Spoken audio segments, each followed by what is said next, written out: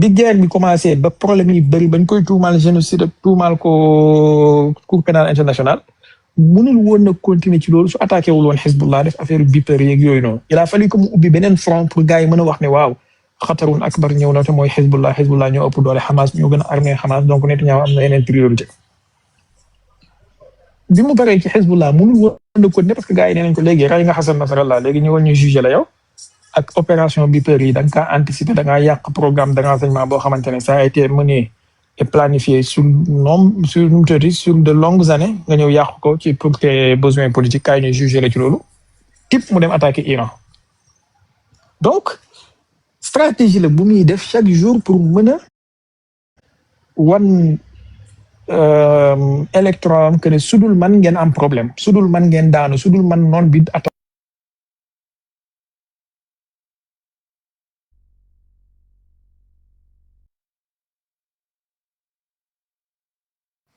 lan ngeen mujj a dégg ci li ma doon wax dafa mel ni affaire bi dafa kii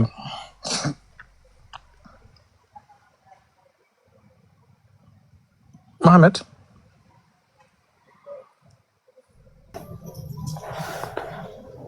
kon jafe nga ne ko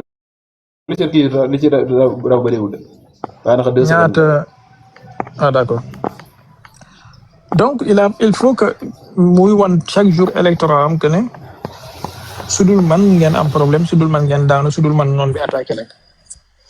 et moom ni muy profité ci loolu noonu la ci occidentaux yi tamit di profité maanaam tey da ngay xool lu mel ni européens yi soo leen déggee ñuy wax ci dossier Iran on dirait que ñoom ay malaayka yu wàccee asamaan lañ ñëw pour protéger le peuple avec bienveillance ñëw pour protéger le peuple iranien et benn noonu la ñu am da ngay mel ni benn noonu la ñu am mooy le régime iranien alors qu'en réalité boo xoolee dans les faits le régime iranien wala les gardiens de la révolution amuñu benn problème ak Europe maanaam mu nekkuñu ennemi wu Europe en fait amuñu benn intérêt géostratégique buy mën a empêcher Europe de vivre normalement musu ñoo représenter une menace existentielle pour Europe donc tu te demandes pourquoi obsession bi Europe am wala bi européens yi am wala bi européistes yi am par rapport ak iraniens yi ak gardiens de la révolution bi wala ak régime iranien bi tandis que li ñuy xeex pour Iran yëpp moo xam bu dee ay droits de la femme laak nangam réew yi nekk te wër Iran am na réew yoo xamante ne jigéen amu fa woon sax droit dawal oto mosoo dégg ñu wax ci foofu moom droit de la femme yeegi ñuy wax ni eggut foofu ñaareel bi bu dee ay manifestation la ñuy wax am na réew ci wër Iran yoo xam ne amoo sax droit manifester far doo fa mës a dégg manifestation kenn sañu ko foofu mosoo faa dégg droit de l'homme moom ñetteel bi bu fekkee ay rey nit la ñuy wax wala ay peine de mort am na réew yoo xamante ne waxuma la peine de mort waaye ci digg public bi la ñuy dagg baat mosoo dégg ñu wax ci donc tu te dis pourquoi cette fixation ci benn ennemi imaginaire bi nga xamante ne ni maanaam moom bañ na ko ba nee na ay missilam daf koy limiter à 2000 kilomètres pour ne pas nga wax ne yow lay menacer parce que yow sa diggante moom 3000 kilomètres la wala 4000 kilomètres donc moom il limite ses missiles à 2000 kilomètres pour nga bañ a wax ne daf lay menacer mais tey sooy dégloo les médias en Europe tu as l'impression que problème mu Europe yëpp ñaari ennemi la wala ñett benn bi mooy Russie benn bi mooy Chine beneen bi mooy Iran bon Russie on peut comprendre dans une certaine mesure mais Chine puissance économique la il faut nga concurrencer ak moom loyalement ak économiquement représenté wul benn menace militaire pour yow amul soxla ci menacer la militairement Iran amul soxla ci menacer la militairement amul doole bu mu lay concurrencer économiquement yow yaa ko teg ay sanctions yow yaa koy imposer ay embargo yow yaa koy tuumaal terroriste yow yaay jël ay armées di leen dugal ci ay liste terroriste yow yaay def ay plateau matin midi et soir di saaga régime bi di saaga gouvernement am yow yaay toog di discuter sax ndax dañoo war a rey Khamenei wala waruñ kaa rey kon koy wax dëgg yàlla maanaam mosoo gis ci télévision iranienne yi ñuy discuter ndax dañoo war a rey président France wala président dëkk sangam wala premier ministre dëkk sangam mais taalal léegi télé Europe yi di nga gis ñuy discuter ndax dañoo war a rey Khamenei ndax buñ ko reyee affaire bi dina baax naka lañ ko war a reyee ak fan la nekk kon c'est la fabrication d'un ennemi de façon volontaire pour nourrir un narratif intérieur pour des propres besoins politiques yi nga xamante ne moom nga am yow. Alors que le réel danger, la plus grande menace moom doo ko wax mooy dëkk bi am arme nucléaire ci Moyen-Orient bi mooy dëkk bi menacé àdduna bi yëpp que ne leen su ngeen ma jàppalewul su ngeen ma kiyul ma def leen nangam ma def nangam ma def nangam dem ba am benn doctrine bu tudd doctrine Samson nga xamante ne bokk na ci liñ théoriser ci doctrine boobu noonu bis bu seen dëkk bi nekkee dans un danger existentiel su leen seen alliés yi jàppalewul ils se donnent le droit de bombarder nucléairement leurs alliés. maanaam après doo comprendre wax dëgg yàlla maanaam man musuma gis Iran imposer benn sanction wala benn embargo ci benn réew Europe waaye tey réew Europe yëpp ñu ngi imposer Iran sanction te pourtant Iran lañ jàppee menace Iran lañ jàppee ennemi. mu ngi mel ni Mohamed ma ne la yow man musuma muter sa micro musuma bloquer sa compte musoo yéeg ci live ma wàccee la te yow saa bu ma yéegee ci live nga wàccee ma compte boo xam ne maa ko moom nga bloquer ko commentaire bu ma def nga muter ko. Et pourtant man nga jàppee ne man maay sa ennemi bu lay tooñ après noo mën a comprendre loolu da ngay nekk ci benn xayra en fait à la fin ci seen kii mais après je te dis juste que dañoo nekk ci benn hybris boo xamante ne xëy na ça va les perdre.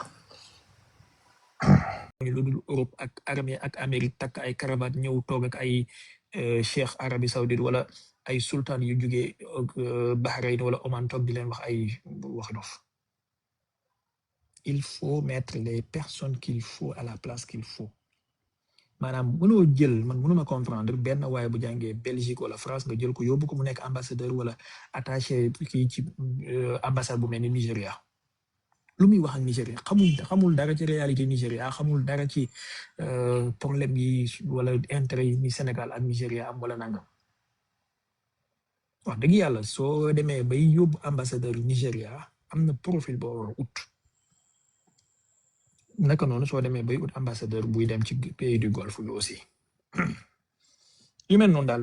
lu jara bàyyi xel la souvent nga gis ci ay amalgame yoo xamante ne nag ça te désole un peu mais bon on fait avec xam naa ne avec ce nouveau gouvernement man awma sikk sàkk ci seen bëggu Sénégal wax dëgg yàlla awma sikk sàkk ci seen yéene pour defar Sénégal. Donc il faut juste ñu may leen ñu dogal leen gànt waaye tamit di leen conseiller commencé ko ci député yi nekk assemblée di wax ak ñuy conseiller président bi ak ñuy conseiller premier ministre bi yooyu affaire yi gën a mën a baax daal.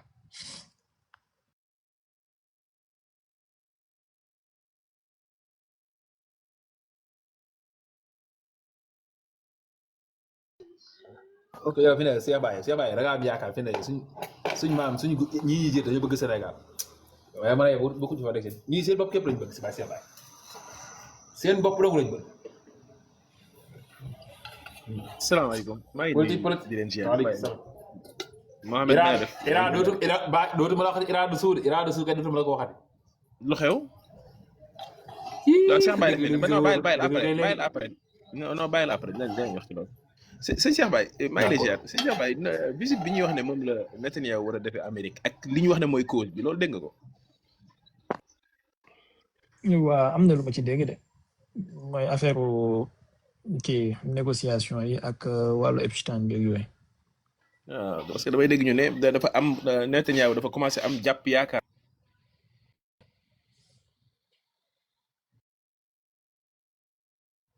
Irada sa ko dafa coupé de. ok maanaam kii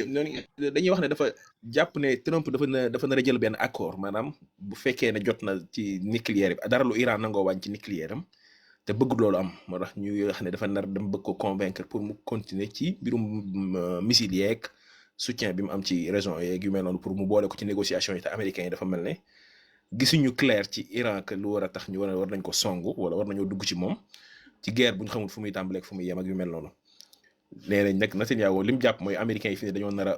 cédé carrément ci li proposition yi Iran yi nar a def te mu bëgg a empêcher loolu daal. non jàpp ma ne loolu kese la parce que proposition yi moom umput ko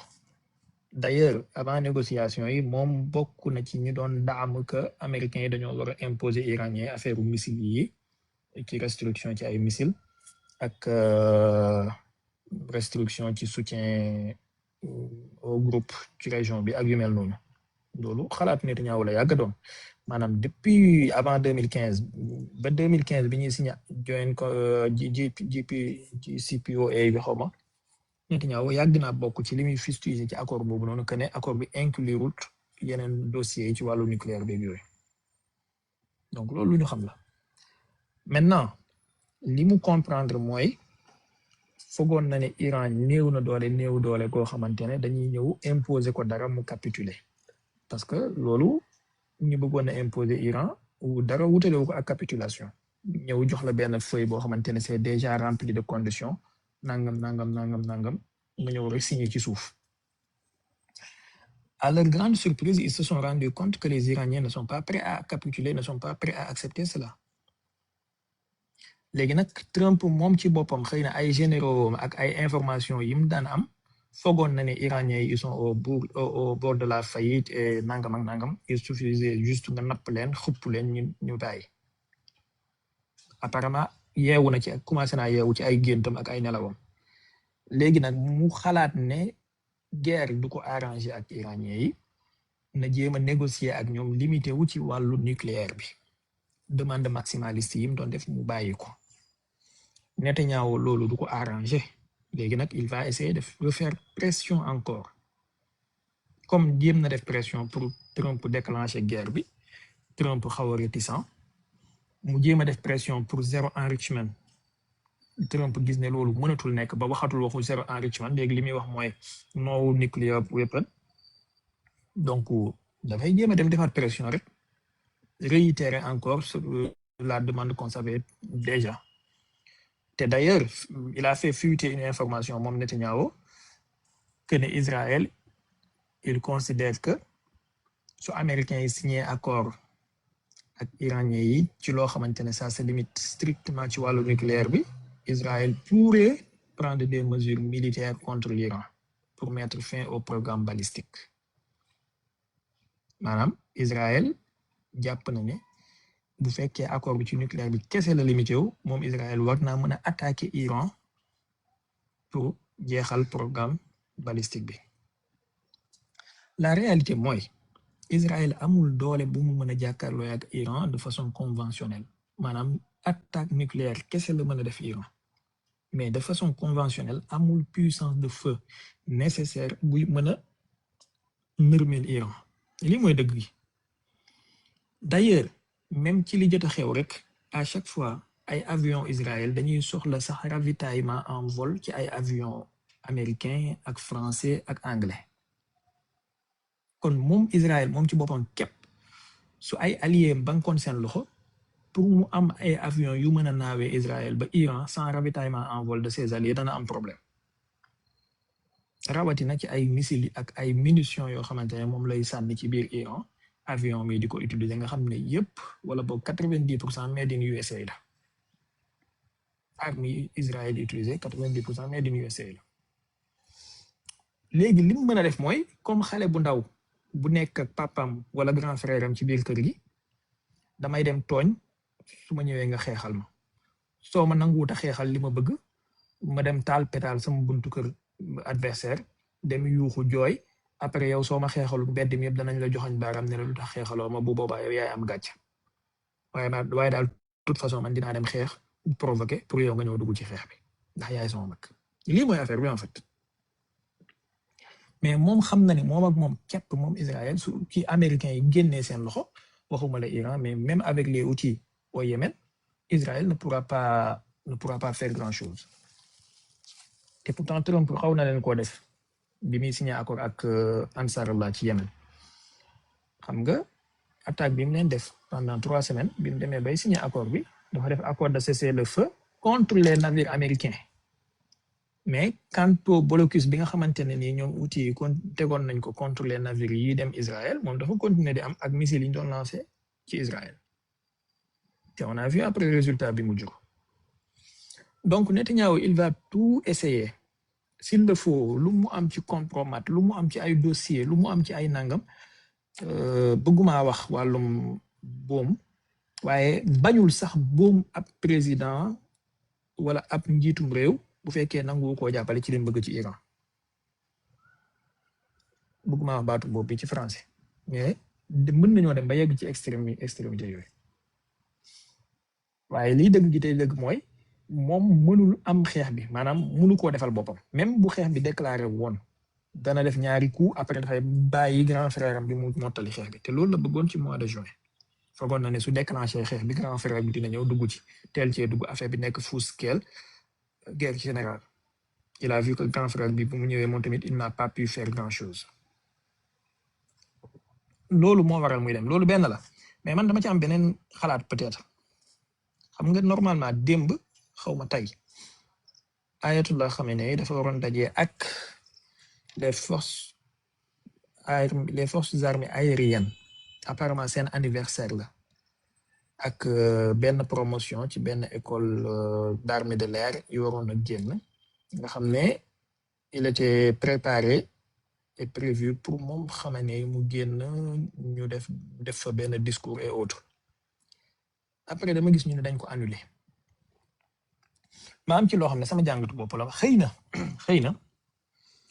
suñu annoncé ne Netanyahu dafa war a dem visite aux États-Unis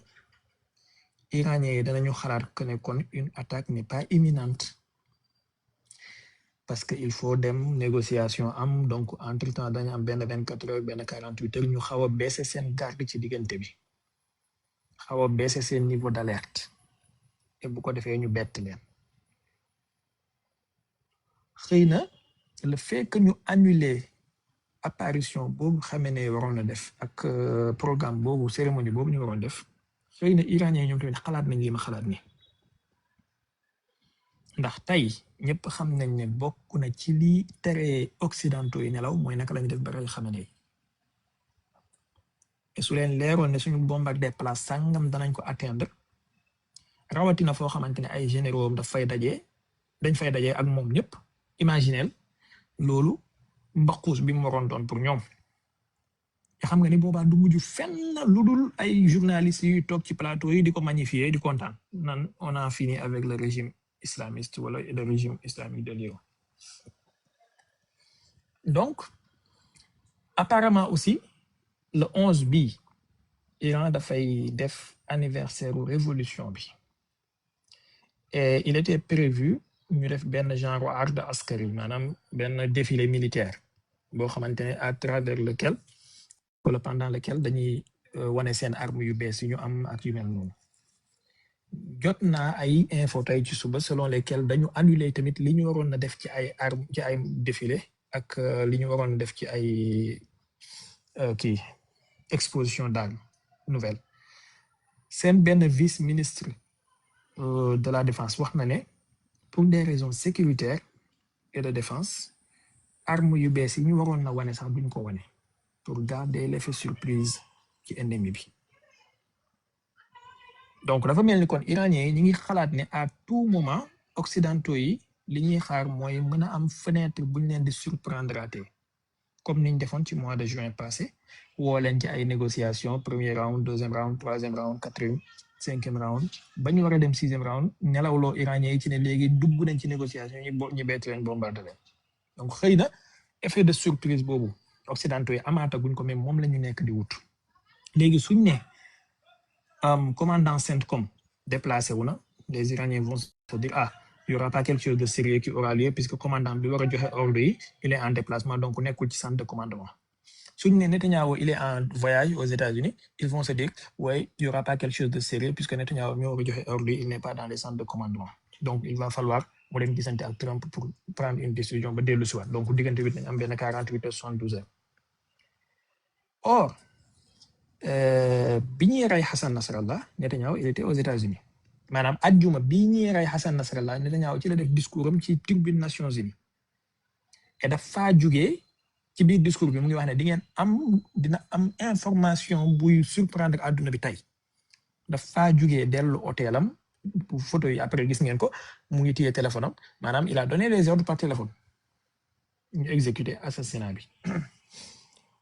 donc bokk na ci xëy na li tax iraniens yi commencé di annuler benn par benn seen cérémonie yi ñu waroon a def ak seen apparition publique yi seen yenn généraux yi waroon def ak seen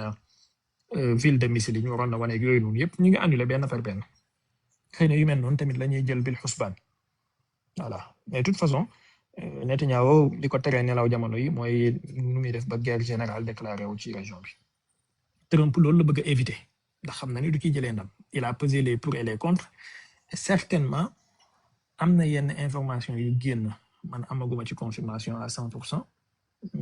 que ne Iran testé nañu wala def nañu bon ils ont à leur possession un missile intercontinental de 10 000 kilomètres. Encore une fois amaguma ci confirmation mais gis naa info bi si tel est le cas ça veut dire que Iran am nañu capacité atteindre le territoire américain actuellement ce qui fera réfléchir encore une fois Trump à 2 reprises balaa muy def yi fi dof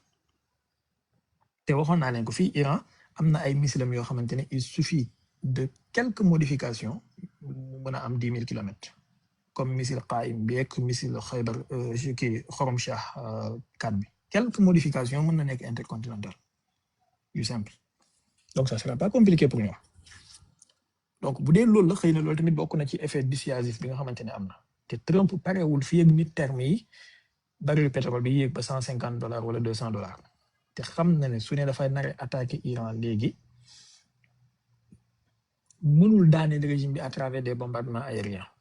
il faut boot on the ground comme on dit